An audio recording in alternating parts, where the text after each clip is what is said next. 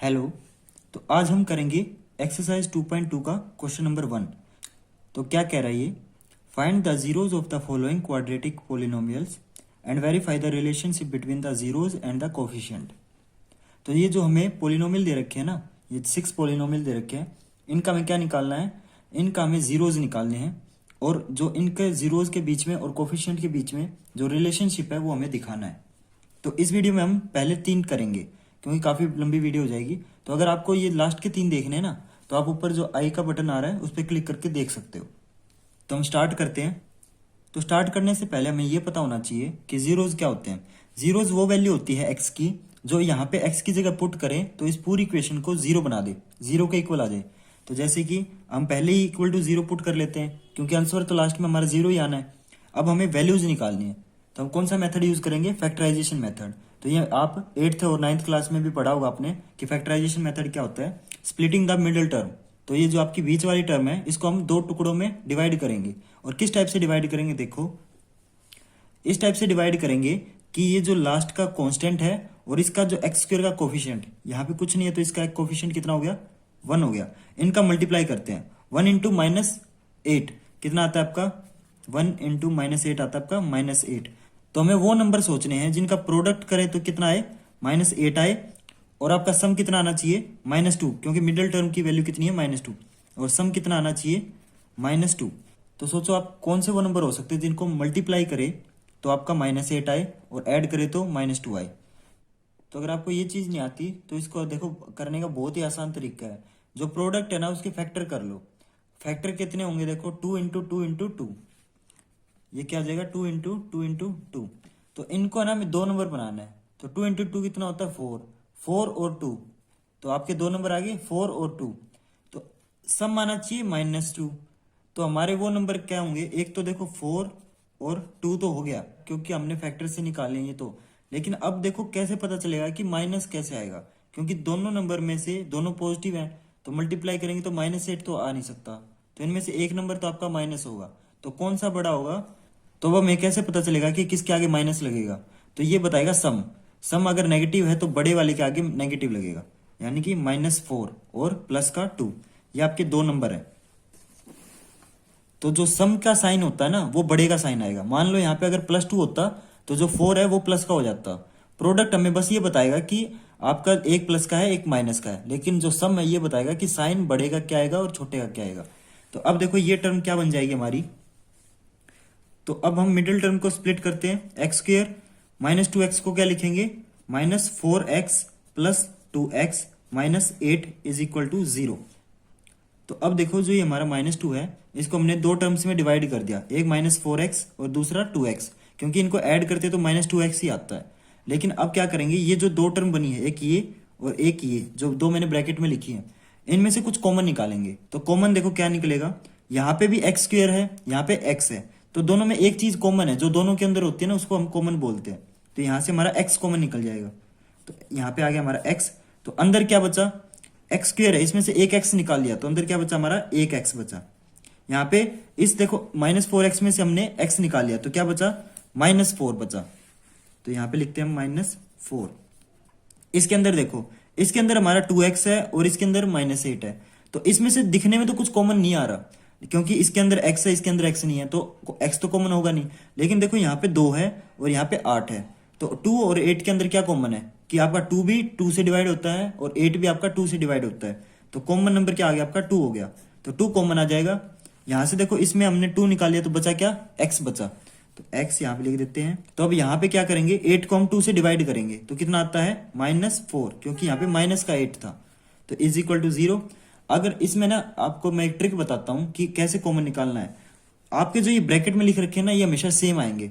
यहाँ पे x-4 है, यहाँ पे भी x-4 है। और अगर आपका सेम नहीं आ रहा है तो मतलब कहीं ना कहीं आपने मिस्टेक की है, या तो कॉमन लेने में मिस्टेक की है या आपने ये 2 नंबर सोचने में मिस्टेक की है।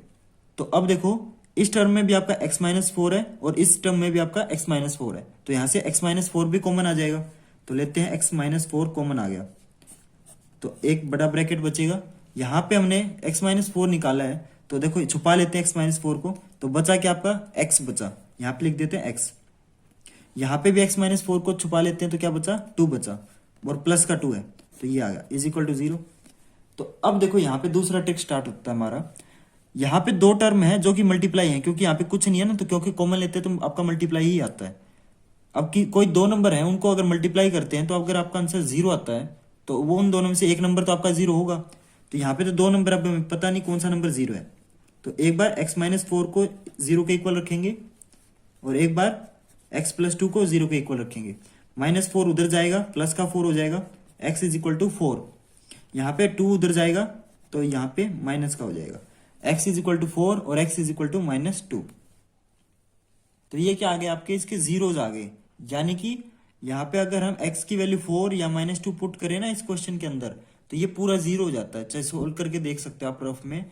यहाँ पे 4 का स्क्वायर 16, यहाँ पे -2 into 4 -8, 16 - 8 is equal to zero ही आता है आंसर। आप चाहो तो रफ में भी कर सकते हो, और -2 को पुट करोगे तो भी आपका आंसर जीरो आएगा। तो ये क्या हो गए, इस पोलिनोमियल के जीरोज हो गए। जीरोज का मतलब क्या है, ये वो दो नंबर हैं जो इसको जीरो के इक्वल पुट कर देते हैं अगर इसमें ये वैल्यू पुट करें तो। अब हमें दिखाना है इसमें रिलेशनशिप। रिलेशनशिप कैसे दिखाएंगे, देखो रिलेशनशिप हमें जीरोज और कोफिशिएंट के बीच में दिखाना है। तो कोफिशिएंट कौन से होते हैं, एक्स स्क्वायर के आगे जो होता है उसको हम क्या बोलते हैं, ए बोलते हैं। तो एक्स स्क्वायर के आगे क्या है, 1 है, तो हमारा ए की वैल्यू तो 1 होगी।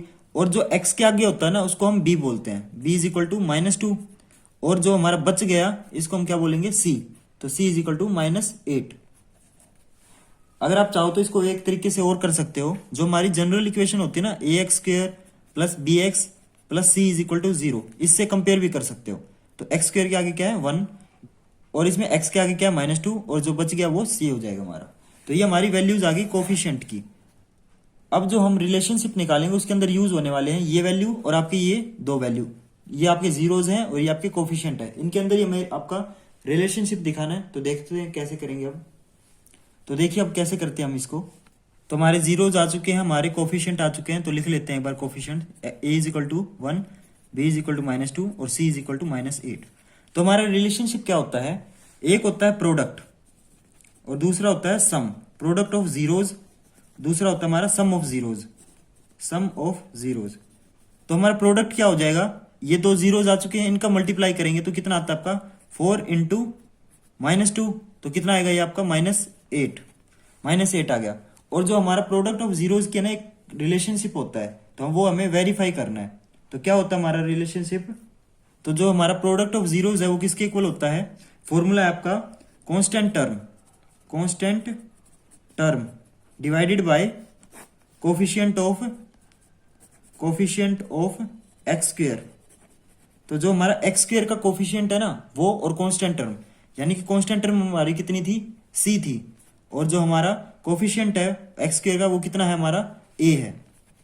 तो सी बाय ए के इक्वल होता है। तो हम चेक करते हैं, देखो हमारा प्रोडक्ट तो हमारा -8 आया। तो अब पुट करके देखते हैं क्या कि आपका ये जो फॉर्मूले में पुट करते हैं तो भी क्या -8 आता है कि नहीं आता। देखते हैं, सी हमारा कितना है -8, ए हमारा कितना है 1।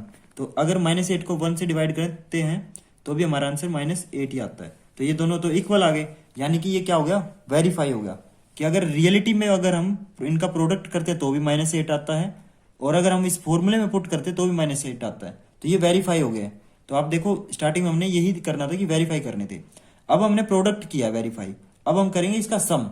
तो सम का फॉर्मूला क्या हो जाएगा आपका, minus of coefficient of x divided by coefficient of x square. तो माइनस लगाना है क्योंकि फॉर्मूले के अंदर ही है। कोफिशिएंट ऑफ एक्स को हम क्या बोलते हैं, बी बोलते हैं। तो माइनस ये वाला और ये हमारा बी हो गया। कोफिशिएंट ऑफ एक्स स्क्वायर कितना हो जाएगा हमारा, ए हो जाएगा। तो ये आपका किसके इक्वल आएगा, -b बाय ए। तो -b बाय ए कितना होता है आपका, b हमारा देखो -2 है। एक तो फॉर्मूले वाला माइनस लगाएंगे और जो b की वैल्यू वो लगाएंगे। ए हमारा 1 है, तो यानी कि माइनस प्लस, यानी कि ये आ गया आपका +2। तो अब चेक करते हैं कि ये सच में +2 आता भी है या नहीं आता। तो फॉर्मूले में हमने पुट किया था -b बाय ए, जो कि आया था हमारा माइनस डिवाइडेड बाय 1, जो कि +2 आया था। अब हम चेक करेंगे सच में हमारी जीरोज का सम +2 आता है या नहीं। तो हमारा फर्स्ट जीरो क्या था, 4 था, और सेकंड जीरो क्या था हमारा -2। तो इन दोनों का ऐड कर रहे हैं, तो प्लस माइनस माइनस 4 - 2 2 आता है, जो कि ये भी प्लस का है और ये भी प्लस का है। तो ये दोनों सेम है। तो ये क्या हो गया हमारा, वेरीफाई, यानी कि हैंस वेरीफाइड। तो हमने देखो एक बार मैं रिपीट कर देता हूँ हमने क्या क्या किया इसमें। तो इस क्वेश्चन में हमने ना इसके जीरोज निकाले हैं जो कि फैक्टराइजेशन मेथड से हैं। तो सबसे पहले हम एक्स स्क्वायर का कोफिशिएंट और लास्ट में जो कांस्टेंट टर्म है उसका मल्टीप्लाई करते हैं, तो कितना आता है हमारा -8। सम करते हैं तो सम किसके इक्वल आना चाहिए, जो मिडिल टर्म है उसके इक्वल -2। तो ऐसे नंबर सोचेंगे, वो नंबर सोचने के बाद इस मिडिल टर्म को हम दो टुकड़ों में डिवाइड कर देंगे, फिर हम कॉमन लेंगे और फिर से हम जो सेम आया ना, ये दो आई टर्म आपके सेम आए हैं, इनको हम फिर से कॉमन लेंगे, फिर हम दोनों को जीरो के इक्वल पुट कर देंगे तो हमारे जीरोज आ जाएंगे। फिर आता है आपका नेक्स्ट पार्ट कोफिशिएंट निकालना। तो कोफिशिएंट आप कैसे निकालोगे, आप जनरल इक्वेशन से कंपेयर करोगे। तो जनरल इक्वेशन से कंपेयर करने के बाद आपका ए, बी और सी की वैल्यू आ जाएगी। फिर आता है आपका नेक्स्ट कि आपको रिलेशनशिप कैसे दिखाना है। प्रोडक्ट ऑफ जीरोज कितना होता है आपका, एक बार तो सच में इनको मल्टीप्लाई करके देखेंगे आंसर कितना आता है, और फिर हम फॉर्मूले में पुट करेंगे कि आंसर कितना आता है, और वो दोनों आपका हमेशा इक्वल ही आएगा। अगर इक्वल नहीं आता ना तो ये समझ जाना कहीं ना कहीं आपने मिस्टेक की है। सेम आपका सम ऑफ जीरोज का फॉर्मूले में पुट करेंगे और रियलिटी में भी, और फॉर्मूले में पुट करने के बाद भी आपका यही वैल्यू आती है, और आपका रियलिटी में पुट करने के बाद भी आपकी सेम वैल्यू आती है, तो हम क्या बोलेंगे, हेंस वेरीफाइड। तो इसी क्वेश्चन का अब हम सेकंड पार्ट करते हैं। देखो सेकंड पार्ट है हमारा 4s² - 4s + 1। तो इसको भी सेम प्रोसेस से करना है। तो इस पार्ट को भी हम सेम तरीके से करेंगे, मिडिल टर्म स्प्लिट करके। तो हमारा जो प्रोडक्ट है वो कितना आना चाहिए, 4 × 1, यानी कि प्रोडक्ट हमारा आना चाहिए 4 × 1 यानी कि 4, और सम कितना आना चाहिए हमारा, जो मिडिल टर्म है उतना -4। तो वो कौन से दो नंबर हैं जिनको हम मल्टीप्लाई करें तो 4 आए और ऐड करें तो हमारा -4 आए, तो वो दो नंबर हो जाएंगे आपके -2 एंड -2। ऐड करते तो -2 -2 -4 हो जाएगा, मल्टीप्लाई करते तो माइनस माइनस प्लस हो जाएगा आपका। तो करते हैं इसको, 4s² - 4s को क्या लिखेंगे, -2s + 1। इसमें से फिर से कॉमन निकालेंगे।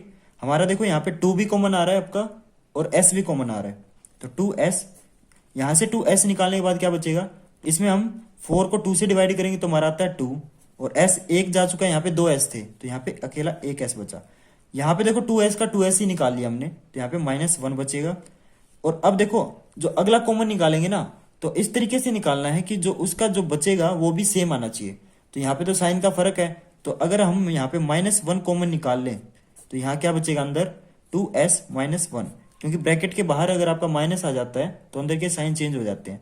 -2s था +2s बन गया, +1 था -1 बन गया। अब देखो ये आपके सेम है, यानी कि यहाँ तक हमने करेक्ट किया है। फिर से 2s - 1 कॉमन निकाल लेते हैं, तो यहाँ पे निकालने के बाद हमारा क्या बचेगा, 2s - 1, ये फिर से सेम आ गया आपका, = 0 हमारा चल ही रहा है। तो अब हम बारी बारी दोनों को 0 के इक्वल पुट करेंगे। 2s - 1 = 0, -1 उधर जाएगा, आपका +1 बन गया, और 2 हमारा यहाँ पे मल्टीप्लाई में है, यहाँ पे जाके डिवाइड में आ जाएगा, s = 1/2। और सेम तरीके से आपका ये भी सेम है, तो सेम प्रोसीजर से और सेम कैलकुलेशन से आपका ये भी 1/2 आ जाएगा। तो यहाँ पे देखो दोनों जीरो सेम आ गए, कितने आए आपके, 1/2 आ गया। तो अब हम इसके कोफिशिएंट लिखेंगे। कोफिशिएंट में हमारा कितना आ जाएगा, a हमारा 4 आ गया, b हमारा -4 आ गया, और c हमारा 1 आ गया। ये हमारा जनरल इक्वेशन से कंपेयर करने के बाद आएगा। तो इसमें प्रोडक्ट ऑफ जीरोज किसके इक्वल होता है आपका, प्रोडक्ट ऑफ जीरोज इक्वल होता है c/a।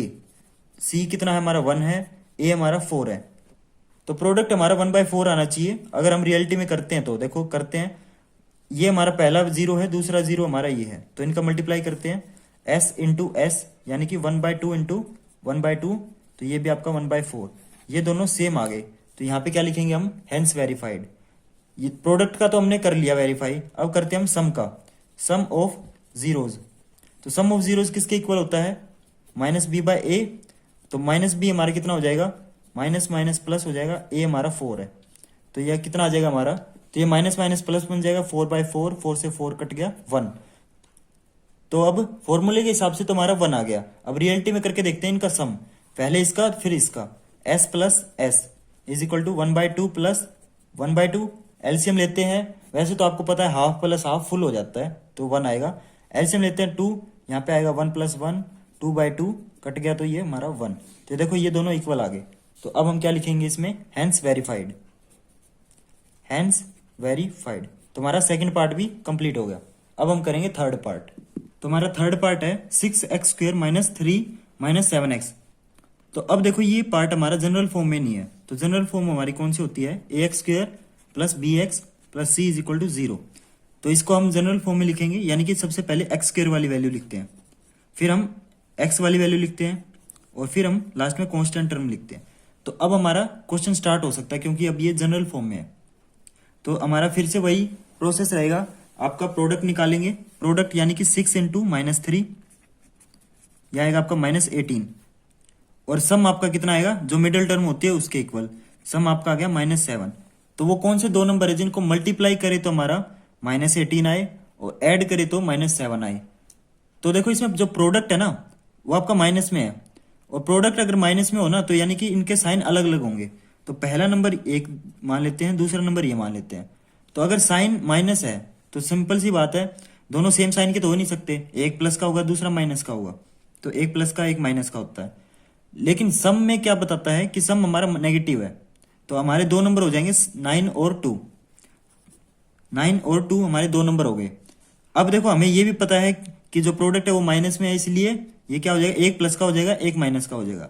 और जो माइनस 7 है ना सम, इसका मतलब क्या है, जो बड़ा होगा ना उसका साइन आपका माइनस होगा, तो यानी कि माइनस 9 और 2 ये हमारे दो नंबर आ गए। तो अब इसको मिडिल टर्म स्प्लिट करते हैं, तो क्या बन जाएगा, ये 6x² minus 9x plus 2x minus 3 is equal to 0। अब इसके अंदर से फिर से कॉमन लेंगे, फिर इसके अंदर से कॉमन लेंगे, और जो कॉमन लेने के बाद जो बचेगा वो हमारा इक्वल आना चाहिए। अगर इक्वल नहीं आता तो हमने कहीं ना कहीं ये जो दो नंबर है ये लेट करने में आपने गलती कर दी है। तो अब देखो इसके अंदर से x भी है और इसके अंदर 6 और 9 है, तो कौन सा टेबल है जिसके अंदर 6 भी आता है और 9 भी आता है, वो आपका 3 है।